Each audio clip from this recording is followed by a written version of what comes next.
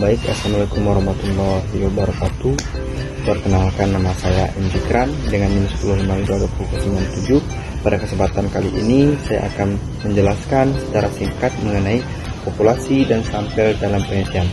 Berdasarkan analisis saya, dalam sebuah penelitian, populasi adalah keseluruhan objek atau subjek memiliki karakteristik tertentu yang akan diteliti. Populasi biasanya berupa manusia, hewan, tumbuhan, peristiwa, dan hal lainnya, tergantung pada fokus penelitian tersebut.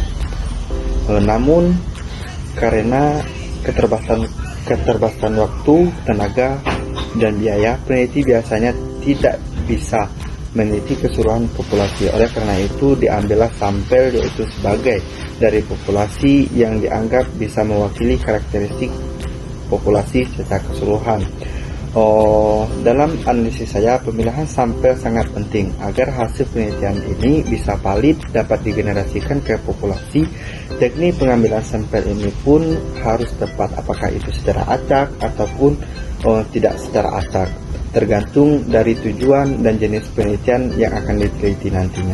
Jadi kesimpulannya bahwa populasi ini dan sampel merupakan dua hal yang sangat berkaitan erat yang saling mendukung dalam proses penelitian, baik itu populasi memberikan cangkupan, sedangkan sampel ini menjadikan perwakilan untuk diteliti lebih lanjut nantinya. Baik, selanjutnya saya akan menjelaskan secara singkat soal teknik pengambilan sampel. Menurut analisis saya, teknik pengambilan sampel itu penting banget dalam suatu penelitian, karena nggak semua anggota populasi itu bisa diteliti satu persatu. Jadi kita pilih sebagian yang mewakili itu disebut sampel. Secara umum ada dua jenis teknik pengambilan sampel. Pertama, probability sampling, di mana setiap anggota populasi punya peluang yang sama untuk dipilih. Ini cocok buat hasil yang digenerasikan. Kedua, non-probability sampling subjektif, misalnya pakai pertimbangan tertentu atau keterbatasan penelitian. Menurut saya, pemilihan teknik harus sesuai sama jenis penelitian, tujuan, dan kondisi di lapangan. Jangan sampai nanti asal pilih, karena itu bisa mempengaruhi kevalidasi hasil penelitian yang akan kita gunakan nanti. Selanjutnya saya akan menjelaskan mengenai uji validitas. Uji validitas digunakan untuk mengetahui apakah instrumen penelitian benar-benar mengukur apa yang seharusnya dia ukur. Misalnya, kalau kita meneliti kepuasan masyarakat, maka pertanyaannya harus benar-benar mencerminkan aspek kepuasan itu.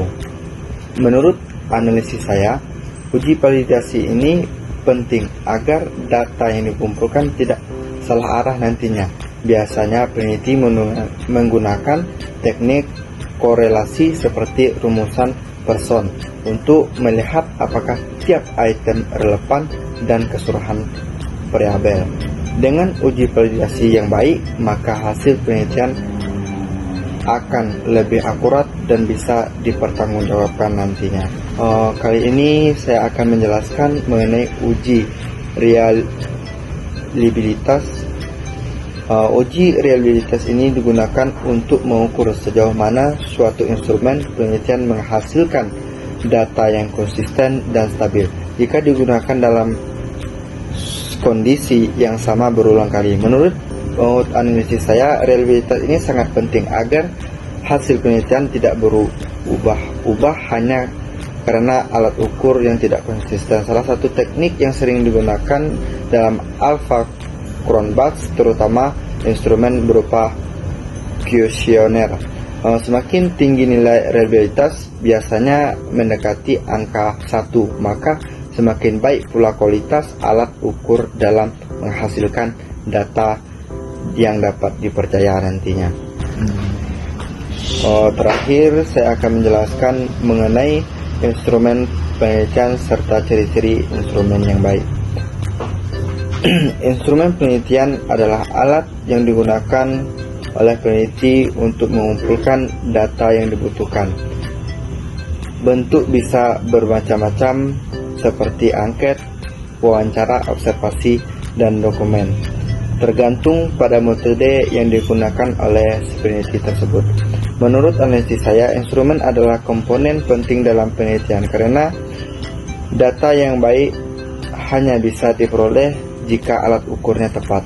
Instrumen yang baik memiliki beberapa ciri, antara lain yang pertama yaitu valid, artinya mampu mengukur sesuai dengan tujuan. Yang kedua, reliable, yaitu hasil yang konsisten dan digunakan berulang kali. Yang ketiga yaitu objektif, bebas dari pengaruh subjektivitas penelitian. Yang keempat yaitu praktis, yaitu mudah digunakan dan tidak membingungkan seorang responden nantinya.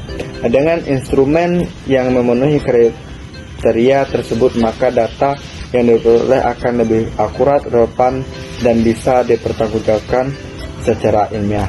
Demikian penjelasan dari saya, semoga bermanfaat dan mudah dipahami. Saya akhiri, wassalamualaikum warahmatullahi wabarakatuh.